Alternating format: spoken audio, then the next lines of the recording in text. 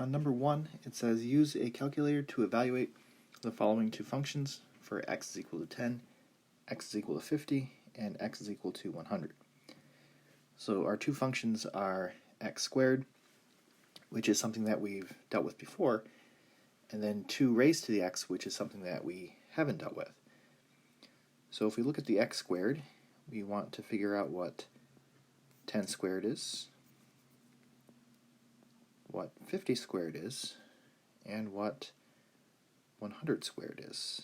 So you can type these in on your calculator and you should get 100 or 2500 and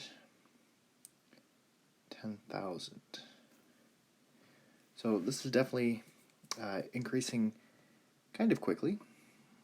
If we look at g of x, this is 2 raised to the x, and if we plug in 10, 50, and 100, this will be 2, if I can draw the 2 there, 2 raised to 10, and then also 2 raised to 50, and then 2 raised to 100.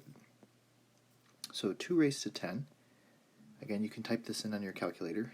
This will be 1024.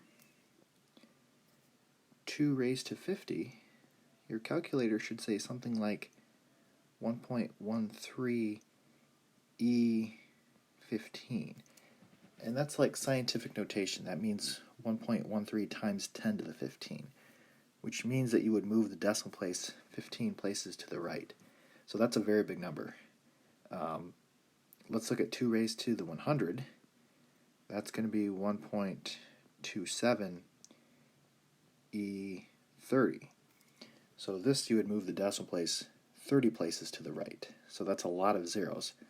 So when things grow exponentially, they're growing very fast, and that's kind of one of the properties of exponential functions.